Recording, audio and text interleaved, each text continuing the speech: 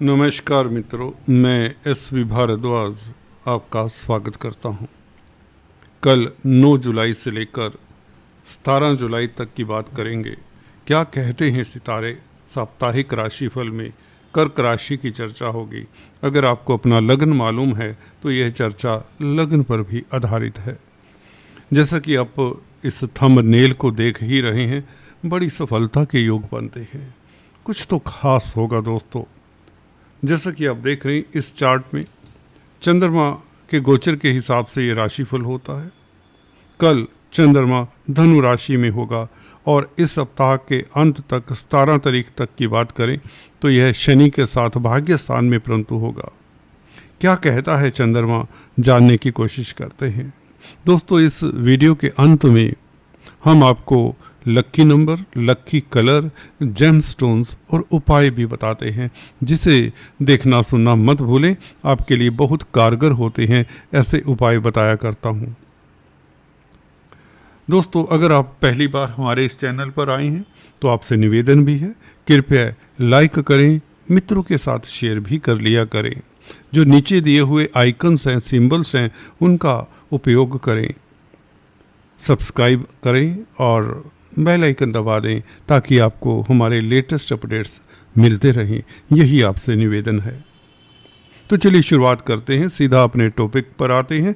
चंद्रमा 6th house में परंतु गुरु से दृष्ट है। गज केसरी राजयोग तो नहीं कहेंगे इसे, एग्जैक्टली पार्शियल गज केसरी का प्रभाव रहेगा, क्योंकि गुरु चंद्रमा आमने सामने होंगे, परंतु 6-12 भाव में इतना बड़ा गज केसरी बना नहीं करता, या यूँ कहें इस तरह के गज केसरी के कारण आपको बहुत ज़्यादा फायदा नहीं होता। अगर आपकी कुंडली में इस तरह का गज केसरी राजयोग है तो डेफिनेटली चंद्रमा को तो बल मिलता है। गुरु का जब भी दृष्टि चंद्रमा के ऊपर पड़ जाए तो चंद्रमा काफ़ी बली हो जाता है। एनीवे 6th हाउस में चंद्रमा बली ही होता है, तो चिंता की बात नहीं। यहाँ पर दिन ये 9, 10 और 11 तारीख दोपहर 12:08 तक चंद्रमा जब तक यहाँ पर रहेगा, आपका मन हल्का फुल्का रहेगा, आप निश्चिंत रहेंगे, फिक्र चिंता से कोसों दूर रहेंगे, दोस्त मित्रों का साथ मिलेगा। गुरु क्योंकि 12वें भाव में बैठे हैं, 9th हाउस के मालिक भी हैं, अपने भाव को देखते हैं, 6ठे भाव को, तो आप शत्रुहंता रहेंगे, आपका स्वास्थ्य उत्तम रहेगा, बैंकों से ऋण मिल जाया करता है। गुरु आपको अच्छा गाइड बनाते हैं। इन 2 दिनों में आप अच्छे वक्ता प्रवक्ता साबित होंगे। अगर आपका कार्य स्पीच से रिलेटेड है, वाणी से रिलेटेड है, तो अपनी वाणी के कारण आप अच्छा खासा धन भी कमा सकते हैं। भाग्य कहे तो विदेशों में साथ देगा, मल्टीनेशनल कंपनीज में साथ देगा, क्योंकि 9th हाउस के मालिक भी तो हैं गुरु। गुरु का संबंध चंद्रमा के साथ, तो विदेश यात्रा के योग, विदेशी कामकाज को लेकर कुछ न कुछ सुखद समाचार भी मिल सकता है, क्योंकि बुध आपके लगन में गोचर कर रहे हैं।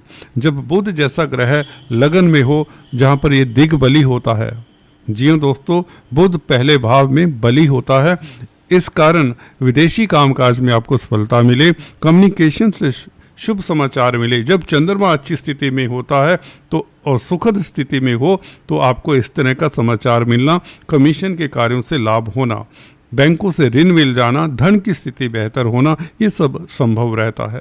कोर्ट कचहरी में भगवान करे किसी का मसला ना हो। अगर आपका कोई मसला है तो उसमें आपको कोई सुखद समाचार मिलने के योग बनते हैं। अगर आप नौकरी करते हैं, जॉब करते हैं, जॉब में किसी तरह की अगर प्रॉब्लम चली आ रही है, उससे आप निजात पाते हैं, या एटलीस्ट उस जॉब की प्रॉब्लम से रिलेटेड आपको कोई सुखद हैपनिंग का समाचार मिल जाए। अगर आप नौकरी की तलाश में हैं तो ये दिन बहुत अच्छे हैं, आपको जॉब की तलाश करनी चाहिए। 9, 10 और 11 तारीख लाभकारी रहेंगी, आपके लिए जॉब मिलना आसान होगा। कुल मिलाकर कर्जे से निजात के लिए भी दिन अच्छा है। और 10 तारीख की खास बात करें, शुक्र के नक्षत्र में दोस्तों चंद्रमा पूर्वाषाढ़ा नक्षत्र में 10 तारीख आपके लिए बहुत महत्वपूर्ण रहेगी, इसे नोट कर लीजिए। क्या होगा? आय की साधन बढ़ेंगे, इनकम का ग्राफ बढ़ेगा आपका 10 तारीख को, मित्रों का साथ मिलेगा और कोई आपका विपरीत लिंग का साथी, दोस्त, मित्र आपकी मदद करेगा। सोसाइटी में आपका नाम, आपका कद बढ़ेगा, आप निश्चिंत रहेंगे, खुश रहेंगे। कोई बड़ी उपलब्धि आपके लिए इंतज़ार में जैसे बैठी है। 10 तारीख को आपको बता दें, चंद्रमा सूर्य के समक्ष जैसे ही आता है, 10-11 तारीख को पूर्णिमा का दिन है। 10 तारीख रात्रि को पूर्णिमा शुरू हो जाती है, 9-10 की रात।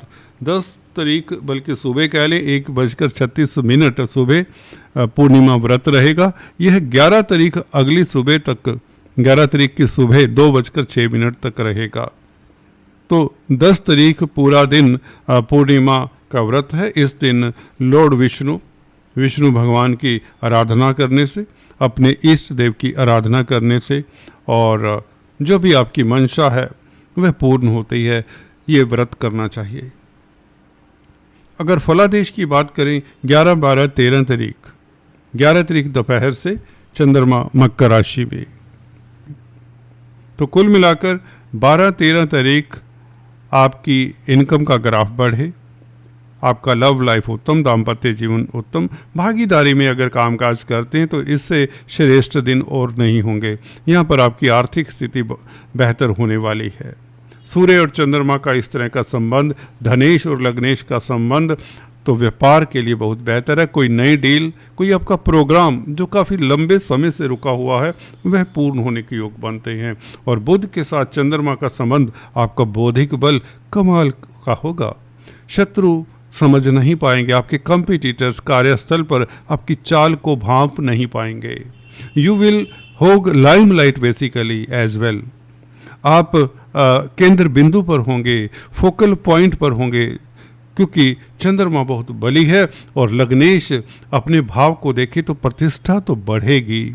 जब भी दोस्तों किसी जातक की कुंडली में लगन का मालिक लगन के साथ संबंध बनाए तो ये बहुत अच्छा योग होता है प्रतिष्ठा का। तो 9 तारीख से लेकर 13 तारीख तक ये तो तय हो गया, आपके लिए दिन बहुत श्रेष्ठ है। आपका डंका बजेगा कार्यस्थल पर, परिवार में, व्यापार में, नौकरी में, everywhere you will shine like anything.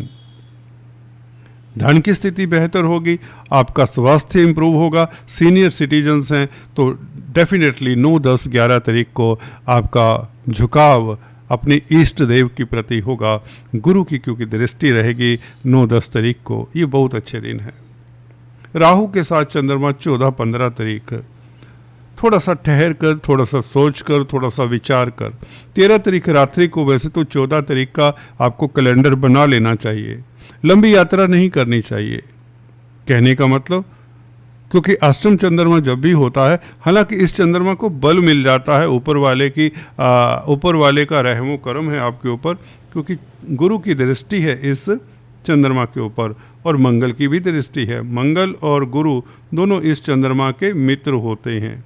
दोस्तों 14-15 तारीख हालांकि राहु के साथ चंद्रमा और अष्टम भाव का चंद्रमा, परंतु गुरु और मंगल से दृष्ट, ये दोस्तों ग्रहण दोष की काट है।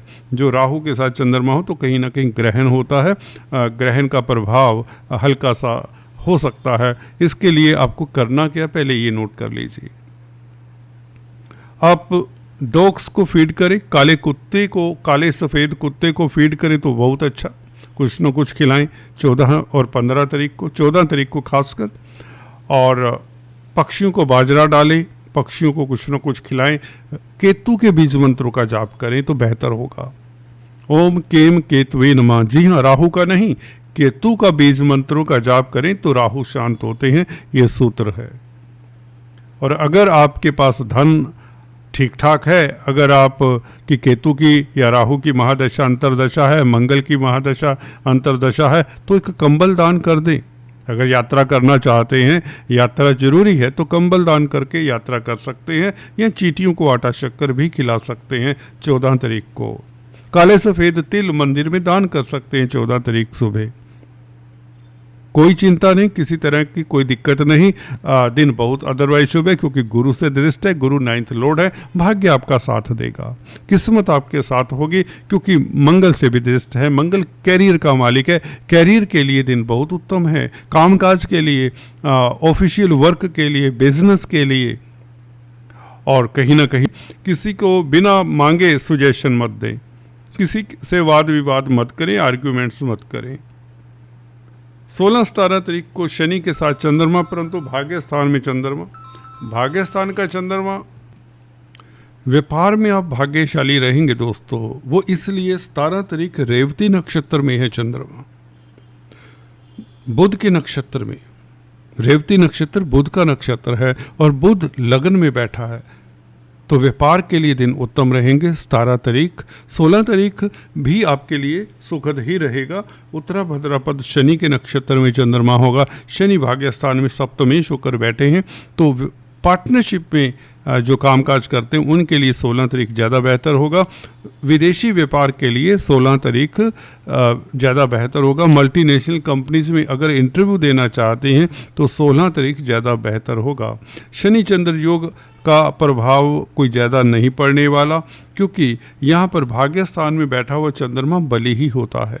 फिर भी अगर आपको किसी तरह की शंका है, अगर आपको किसी तरह का वहम है, तो आपको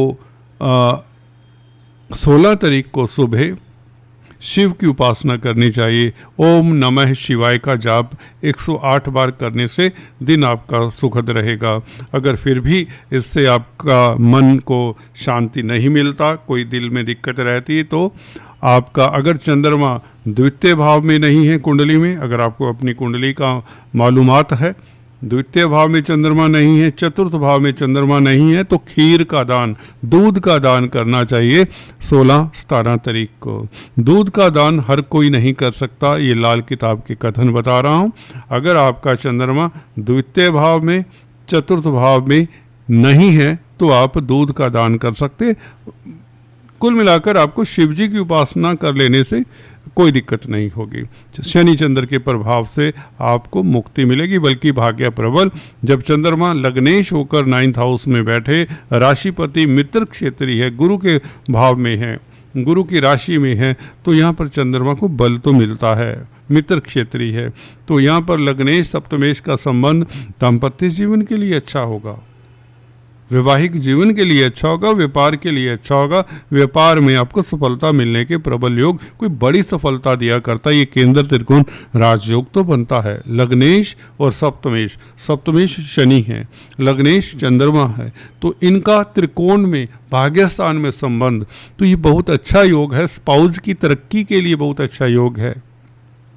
ऐसे व्यक्तियों की कुंडली में अगर ऐसा योग बना हो, जो व्यक्तियों की कुंडली में, तो उनका शादी के बाद तरक्की होता है, व्यापार चलता है, बिजनेस चलता है, अगर आप बिजनेस कर रहे हैं। एनीवेज, अभी चलते चलते बात करते हैं lucky number, lucky colour, gemstones इत्यादि की। लकी नंबर की बात करें तो आपके लिए दोस्तों लकी नंबर रहेगा 9, 18 और 27। लकी कलर आपके लिए रहेगा पिंक, ऑरेंज। और जेम स्टोन्स की बात करें तो आपके लिए पर्ल, सुच्चा मोती जिसे कहते हैं, चंद्रमा के लिए ये आप धारण कर सकते हैं। चांदी शरीर पर ज़्यादा से ज़्यादा धारण करें। अगर आपका चंद्रमा कमज़ोर है, पक्ष बली नहीं है, कृष्ण पक्ष का है या प्रताड़ित है, तो आपको चांदी जरूर अपने पास रखनी चाहिए। गले में चांदी का चेन धारण करें या हाथ में चांदी का ब्रेसलेट धारण करें, कड़ा धारण करें। और मंगल का स्टोन कोरल आप जरूर धारण करें, कोशिश करें, परंतु एक्सपर्ट एडवाइस ले लें। अगर मंगल राहु केतु के साथ है, शनि के साथ है, तो अवॉइड करें। इसके अलावा आपके लिए बनता है पुखराज, जिसे येलो सफ़ायर कहते हैं। इसे धारण करने से किस्मत आपका साथ देती है, विदेश यात्रा के योग इत्यादि बन जाते हैं। उपायों के लिए इस अवधि में कोई मोटे तौर से कोई उपाय की ज़रूरत है नहीं, जैसे बीच में बताए उपाय वही करें। आज इतना ही। Please do subscribe, like and share. Thanks for watching this video. God bless you all.